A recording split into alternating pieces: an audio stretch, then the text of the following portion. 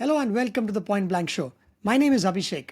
Our guest today is Dr. Carl Öhman, author of the recently published book, The Afterlife of Data. He digs into the question what happens to your information when you die and why you should care. He also has a doctorate on the subject from Oxford University. Thank you so much for joining in, Dr. Öhman. Well, thank you for having me.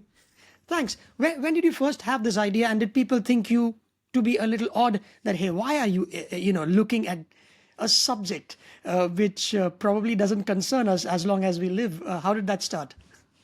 It actually started, so most journalists I talk to, they look for like a juicy story of like a relative of mine dying or something.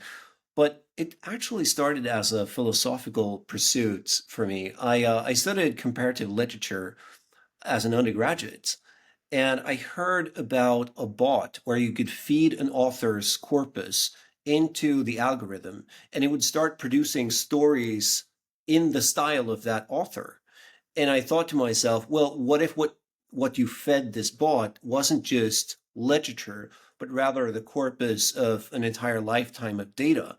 What would be the relationship between what the bot produced and your life's work in data, so to speak?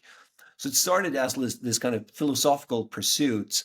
Hmm. And I realized that what I could bring to the table as a sociologist was this kind of political angle, the political economy angle to the entire issue. And yes, like that's one of the most common reactions, like why should we care? And that's also in the subtitle of the book, right? It's Yeah. what happens to your data when you die and why you should care. And you've also quoted in your book a lot of philosophers and what they think death is, a human beings' relationship with death, which has got nothing to do with technology, but more to do with the concept itself. Just give us a little bit of a background as to what prompted you to go there. And over centuries or since evolution, how do human beings treat their dead? Including you, I think, if I remember correctly, you also have some examples of animals in there. Hmm. Yes, it's one of those quirky things with philosophers that whenever a problem emerges, such as what do we do with dead people's data, most Hmm. people would maybe treat that problem like head on, in a kind of very practical manner.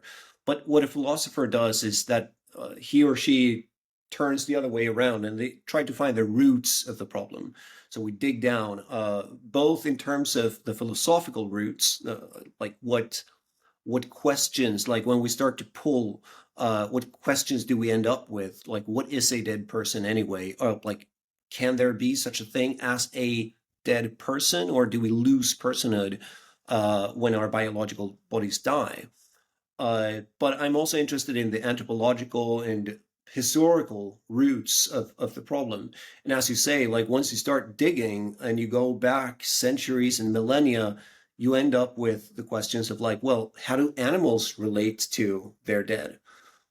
And this is part of the argument that I'm making in the book that animals don't really have maintain long-standing relationships to the dead. Like they need to have the carcass of the dead present. Whereas humans, we constantly live in worlds built by the dead. We surround ourselves by buildings that were made largely by people who are now dead. We live in within a language that was produced, like all the words that we were using on a daily basis were invented or coined by people who are now dead. I mean, you clearly have a library behind you. You literally surround yourself by by works of people, like some of which may be dead, others may be alive.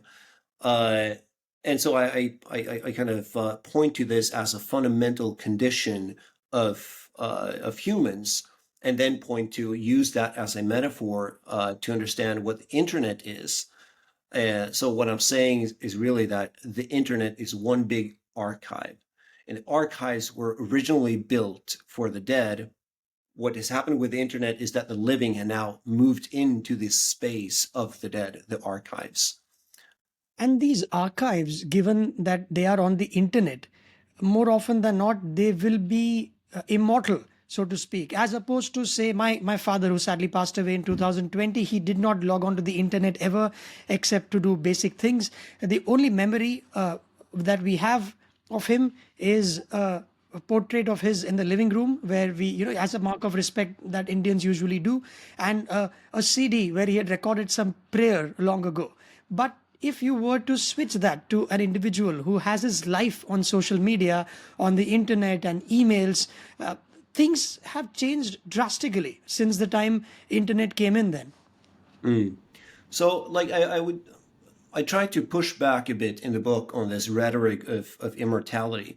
Sometimes we think about the internet as some immaterial space, like beyond the physical world. But the internet is a very physical thing. It's wires in the ground, data Mm, centers, servers, and those servers are only maintained as long as someone is willing to pay for it. So yes, in a sense, what you put on the internet is immortalized in the sense that it's no longer dependent on your biological being, but it is nevertheless rather fragile. It's enough to just push a button and all of the data is destroyed. Whereas if you want to destroy, say, a library of physical books, that's a lot of labor. You need mm, to pack them up and literally burn them, which takes a lot of manpower. Versus, like, if you want to destroy the data on a data center, you can just pretty much pull the switch or pull the electric cord. So I'm pointing to, like, yes, immortality, but at the same time, immortality given the fact that someone is willing to pay for it. So that's how I bring in this economic angle, that it's not only about the technology, it's also about the economy.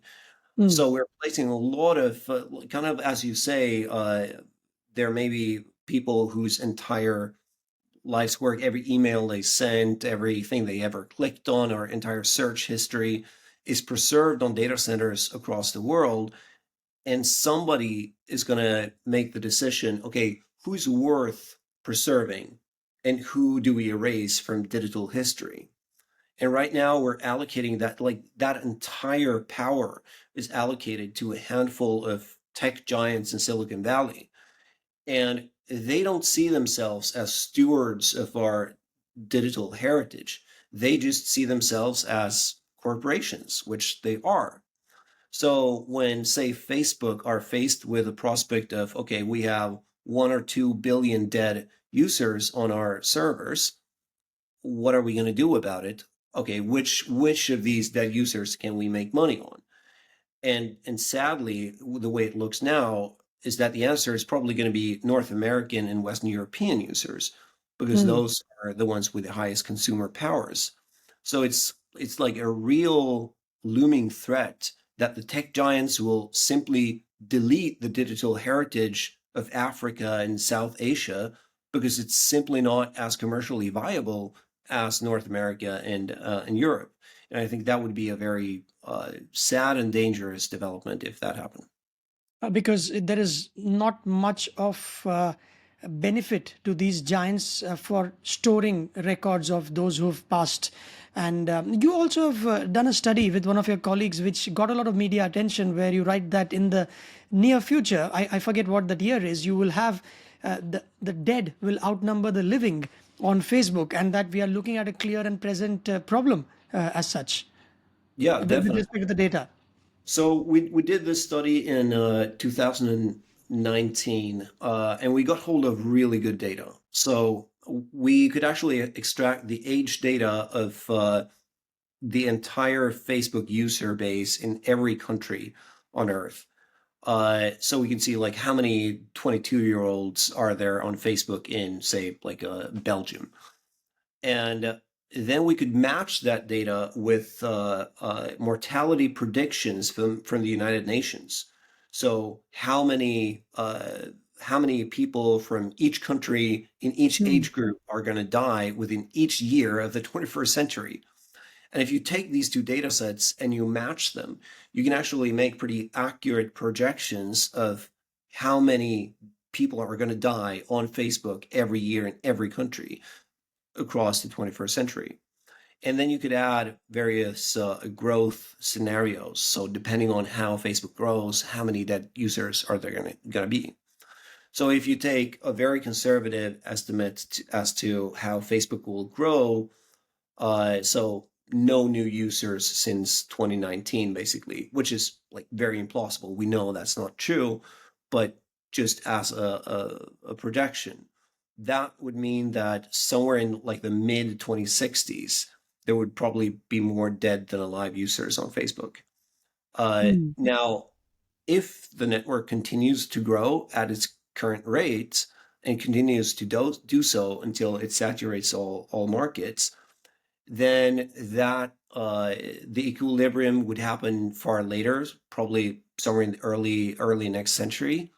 On the other hand, this would mean that Facebook would have accumulated close to 5 billion dead users by the end of the century.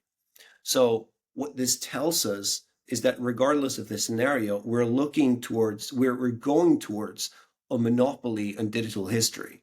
So imagine for our generation who have been on Facebook since like 2008 or something, when I was like in my late teens, like everything I've done basically since then on Facebook, Instagram, WhatsApp are on those servers. Right. That's what you define as digital remains. Is that how we, what exactly in your words are digital remains? Hmm. So that's one of the big questions of the book. Like, how do you conceptualize what are these data? Like the data Hmm. left behind by a dead person, how do we conceptualize what that is? And whenever we talk about the stuff that happens on our screens or on the internet, we always use various metaphors that link back to the physical world we know. We speak about the desktop on our computers, or files, or folders, websites. But these words don't really correspond to anything inside the computer. There's no such thing as like a desktop within a computer. There is a website is not a physical site. These are just metaphors. And likewise, to talk about the data of the dead, we need some kind of metaphor. And I am a strong proponent of the concept of digital remains because I think it accurately describes the ethical status of these data. So it's not just a digital estate, which would be to link these data to possessions, something that we own. You know, when I die, I'm going to leave a bunch of clothes behind. I'm going to leave all my, I don't know, paintings, furniture, devices, and so on. And sure, those have like some kind of moral status, but I think it's more accurate to say that the data that we leave behind is rather akin to a body of information. So it's kind of an informational corpse. What we do to a person's data, what we even posthumously, we do to them. It's something that we're not just interfering with their possessions, we're interfering with their very being. And who has the power to decide what stays and what goes out in terms of the data itself? You talked about how some of these giants like Facebook or Google may have disproportionately, more power over the data because there aren't too many of them. Mhm. So, who decides what stays? Or for example, if I have a Facebook profile, uh, is that do I own it or does Facebook own it at the end So of the yeah, day? so the answer is that you own it together. Hmm. You own it and Facebook owns it, or whatever the company whose servers you're on. Like if your search data is owned by Google, etc. Hmm. Um, but that also means that when you die, they're going to be the sole owners of that data. Right. So like as long as you live, you do have some rights depending on your jurisdiction. So I live in Europe where we have very strong data protection legislation, probably the strongest in the world. Uh, but that piece of legislation, which is like by far the fiercest, or at least claims to be the fiercest data protection legislation in the world, um, it explicitly states that all of these rights cease the moment that you die. This only pertains to living data subjects. If you're dead, like just knock yourself out, do whatever you want to a dead person's data. And, Right. and Some countries have implemented clauses that add some degree of protection of the privacy of the dead as well. Some countries try to give your next of kin some degree of ownership or stewardship of their family members' data. Uh, but what I'm trying to stress in the book is that we can't separate these questions. We can't talk about the data of the dead as if it's a completely separate area than the privacy of the living, because Hmm. these are all networked data. So I may not own your personal data, and I may not be able to make inferences about you as a person. But let's say that I own the data of your deceased parents. Maybe you have a deceased sibling, maybe you have friends who have passed away.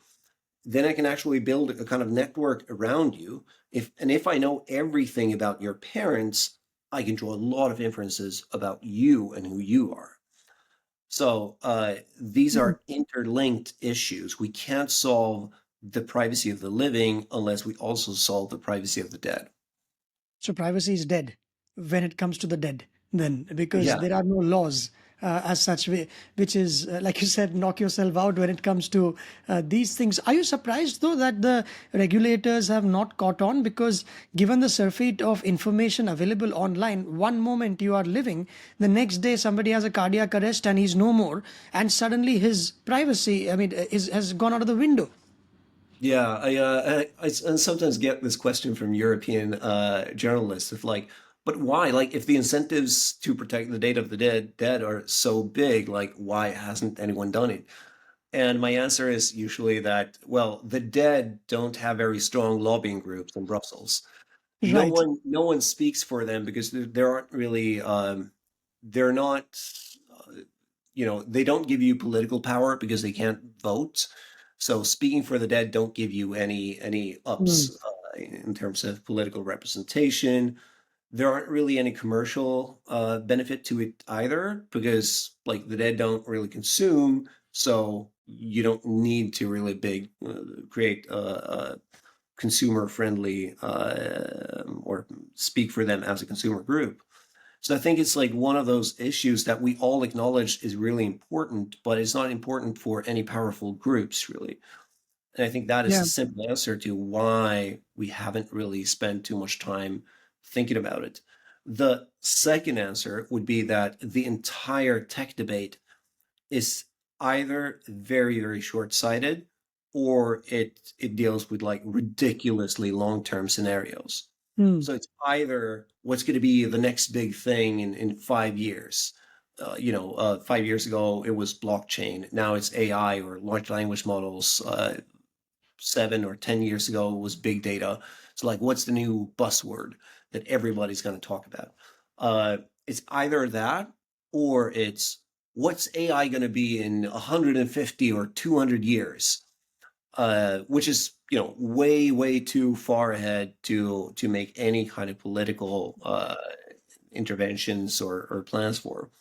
So these issues that are on the horizon of like 10, 20, 30 years, there aren't really too much incentives for the Right, industry nor politics to talk about it.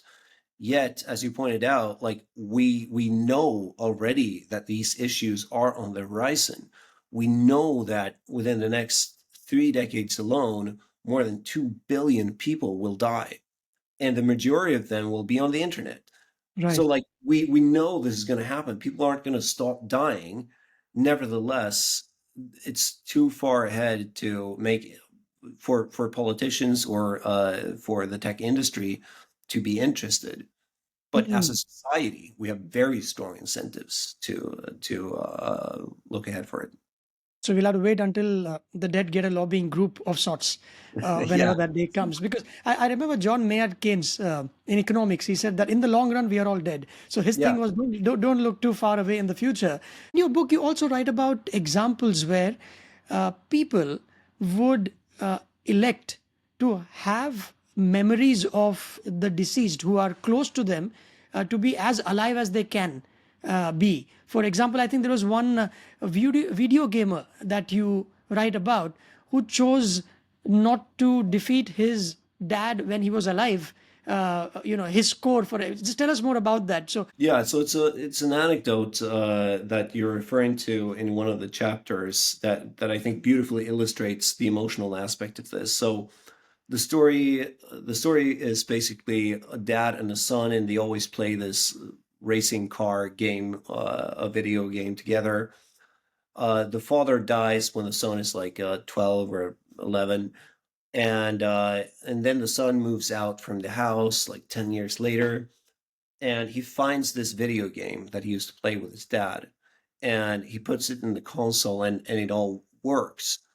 And he realizes that the best player or the best race on the device is recorded, and so he can actually compete with the best race of his dad from 10 years ago.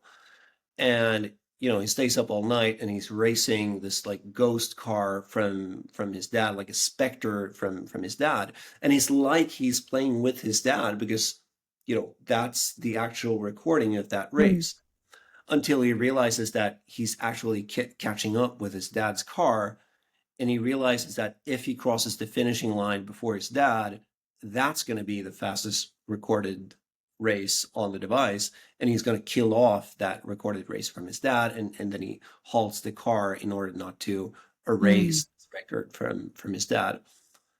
And this is just one example of how like a tiny shard of his digital, or the dad's digital remains, has such an immense emotional value.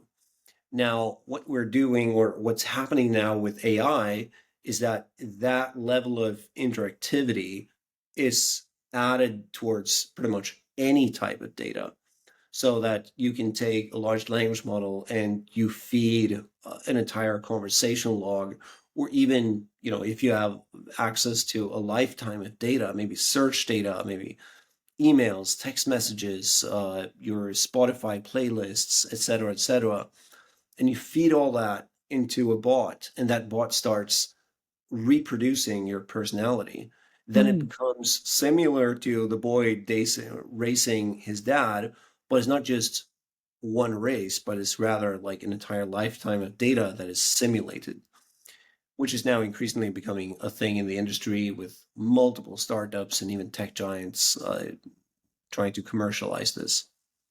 I read about one outfit called Storyfile. It's based in Los Angeles, and apparently it uses AI to get folks to talk at their own funerals.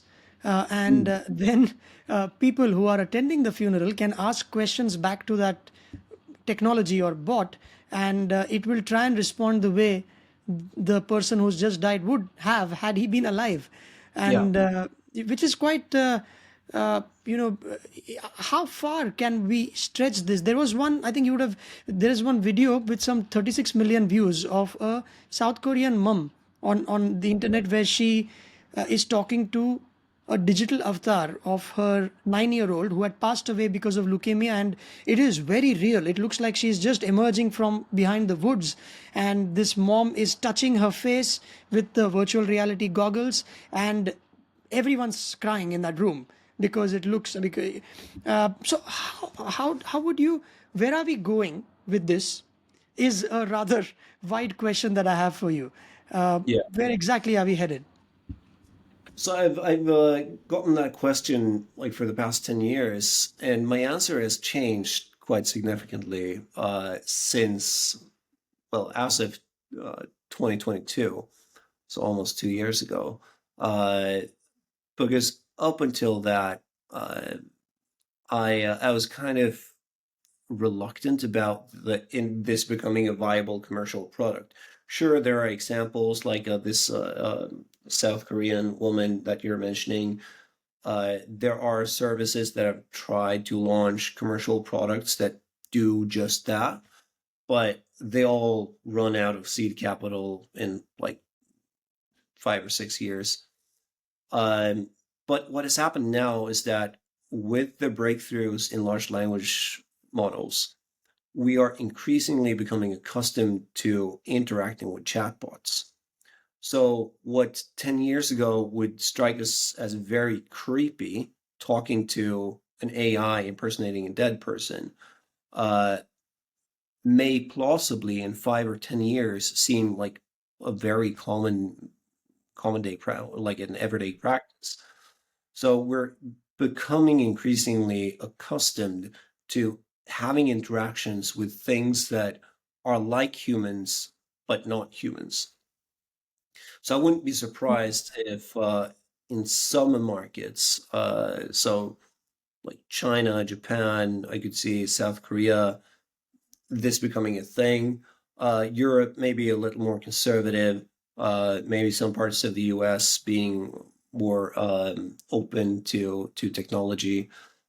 So I wouldn't say that like in 10 years we're all going to make digital avatars impersonating our dead loved ones, but I'm also saying don't rule out the possibility that AI will fundamentally change the way we grieve and relate to our personal and collective pasts.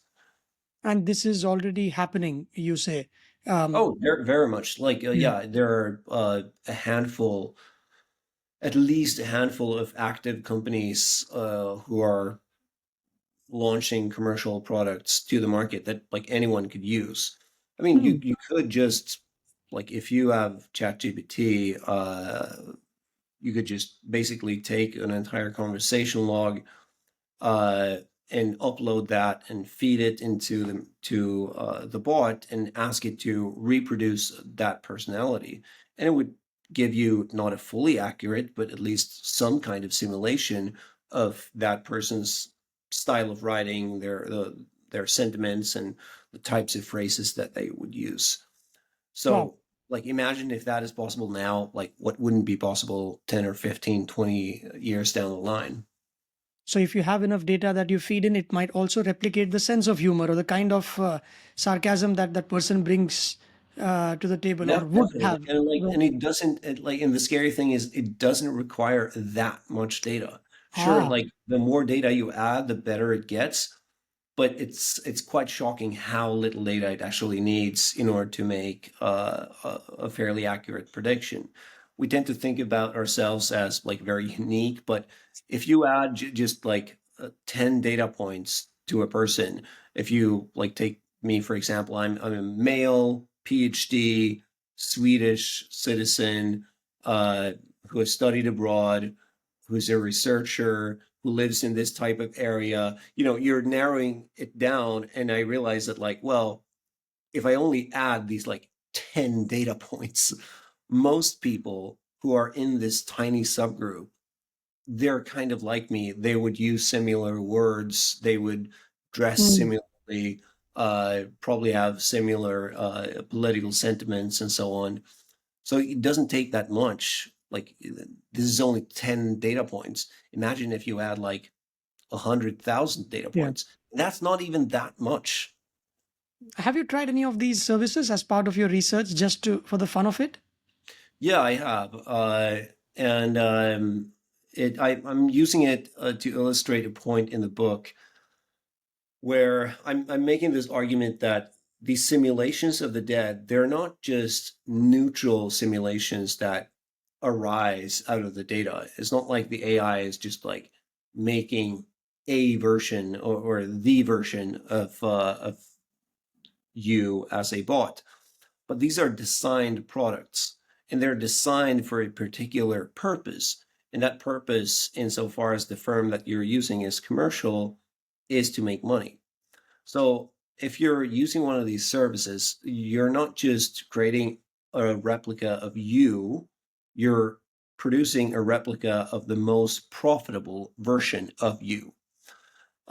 So that person is probably going to be a little more charming, a little more interactive, a nicer version of you, basically, Right. a version that your descendants are likely to continue chatting with. And I'm using one example in the book where I've created a replica of myself through one of these services, and I'm having a conversation with that replica, and uh, all of a sudden I stop replying, and the replica is like, "Hey, like, where did you go?" And I don't reply, and like an hour later, it's like, "Hey, you want to chat?" and I don't reply, and it sends another message which is like, "Hey, how are you? You want to chat?" And then it just goes on like that, Mm. like 9 messages in a row where it's trying to get me to interact with the service.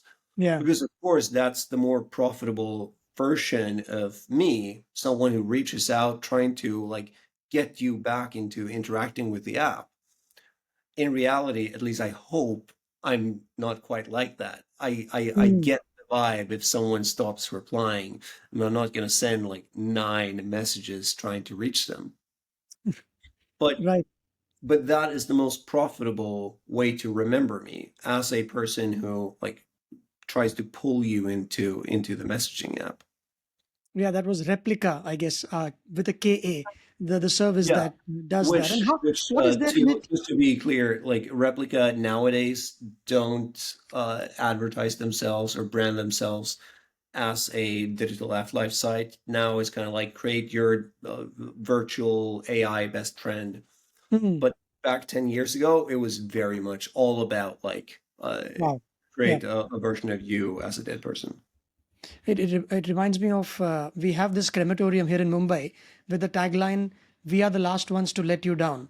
Uh, Mm. but with these tools coming in, the tagline might change, so you never have to say goodbye to your deceased family Mm. members or some such, because it's getting so. AI is truly, as long as there is money to be made, uh, this can be an interesting proposition for people who don't want to let go, the Yes. consumers, that they would like to continue talking to uh, uh, figment of their imagination through AI. And then there might there be subscription services then, which say you pay $20 a month, you can talk to your relative who had, or your mom for example, who's passed away, but uh, you'll feel as if you're talking to her just like you were when she was alive. Is that what might be the future? And it's not inconceivable that we may be headed there. That is not at all inconceivable. And as I mentioned, like with the big social networking sites, like Facebook, to use them as an example, I mean, they're going to have to find some way to commercialize this data or destroy it. And one way Mm. to commercialize it is to just sell it back to the descendants. And that Right. can happen.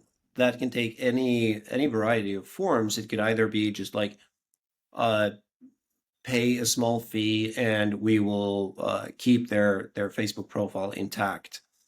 Or it could be pay a small fee and we'll give you access to that data. But it could also very plausibly be pay a small fee and you'll get to chat with an AI replica based on that data that we have trained. Uh, I don't think that they're going to do this in the near future, but certainly long term, yes, those are the economic incentives. If people are willing to pay to get access to their personal and collective history, there will be such a service, certainly. And have there been any debates around whether the rights and wrongs of this, whether it is ethical, or just like cloning? Once upon a time, when Dolly the sheep was came in this world, there was a lot of debate whether we are trying to play God. Obviously this is not exactly the same, but is there any sort of debate that is raging out there whether you should be doing this? Is it spooky? Are we taking it too far? Yes, I mean, right now either it's either a philosophical debate happening within academia, or it's portrayed as a kind of quirky Silicon Valley thing that is, Mm. relevant to a very limited set of people. But definitely, like there is a debate, but I don't think it's reaching the broader public because most people, after all, don't see this as an issue that is immediately concerning them. Uh, Most people are not actively planning on setting up an AI to replicate their personalities. Mm.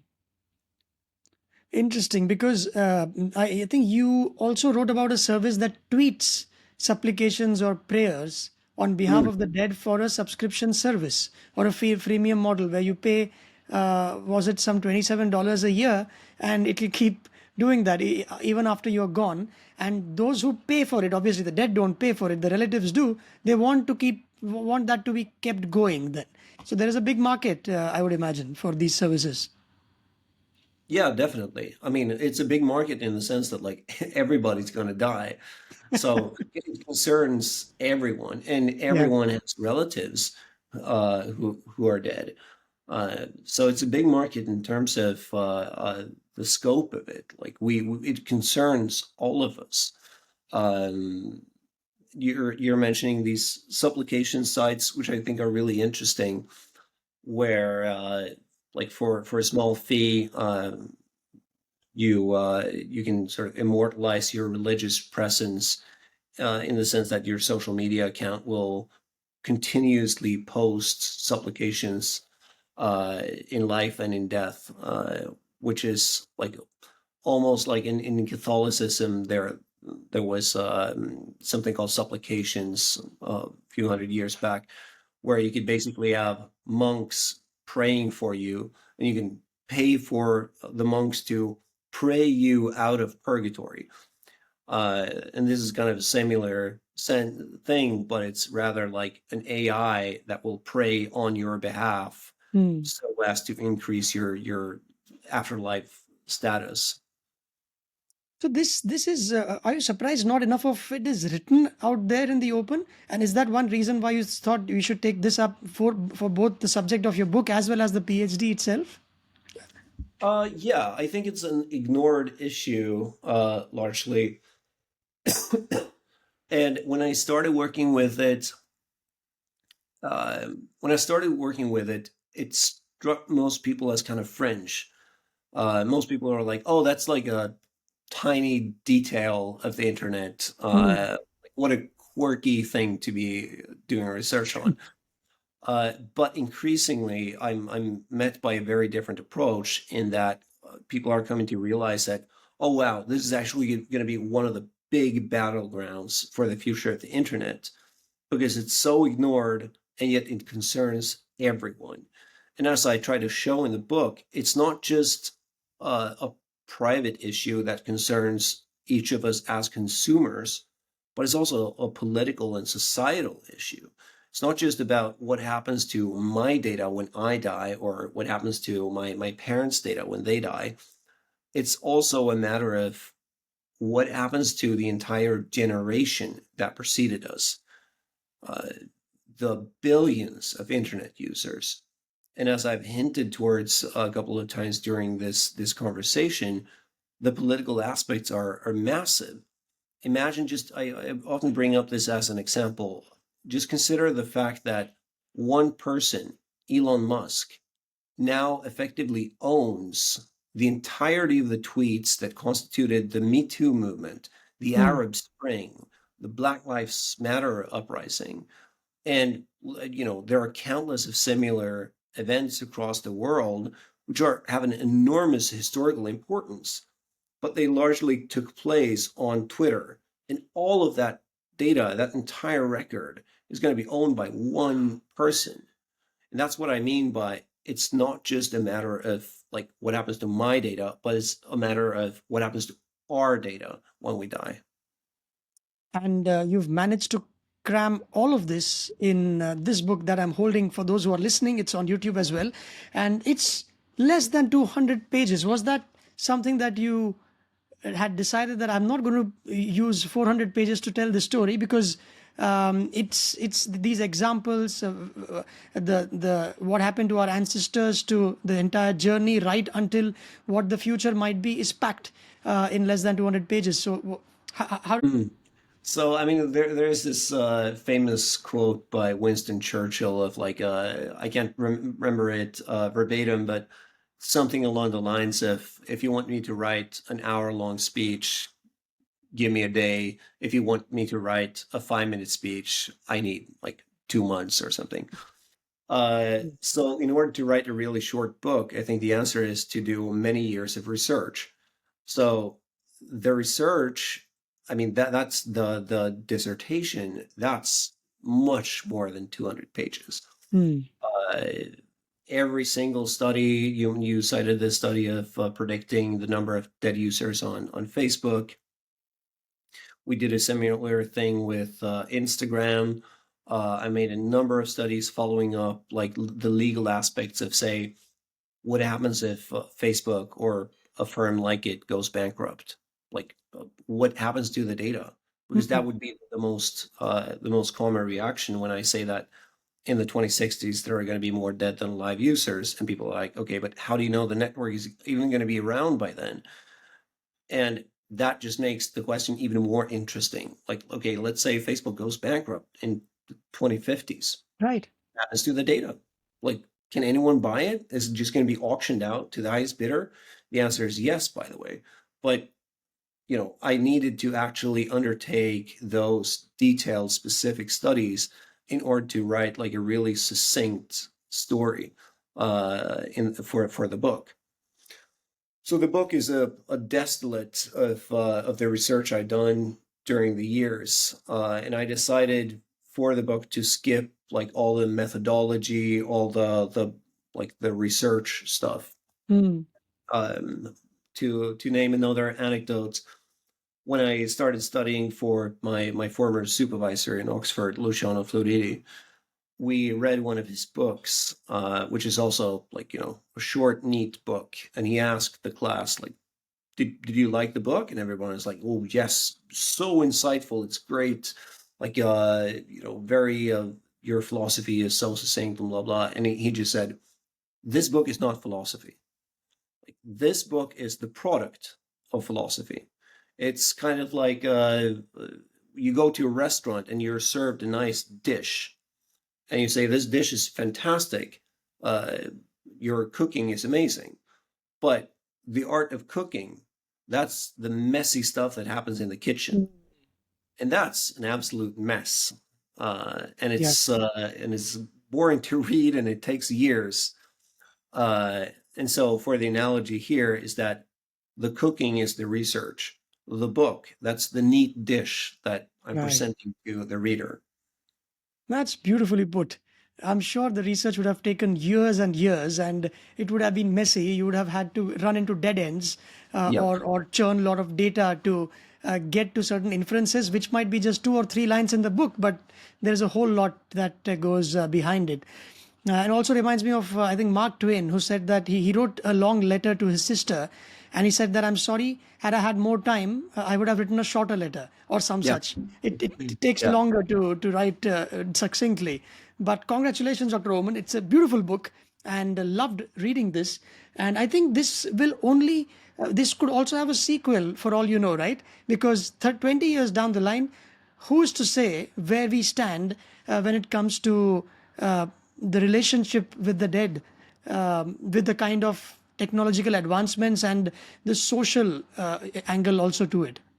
Yeah. No, I can certainly imagine that uh, whether whether the predictions I make in the book are correct or not, like something's going to happen to this data. Like Yeah. something's going to happen to the data of the dead, and there is not there's no neat way to like solve the matter, because whatever we do, there are going to be winners and losers.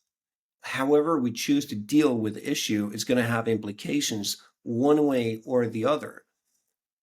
And that's pretty much the gist of the argument, that like the stakes are super high, something's going to happen, and it's going to have a huge impact.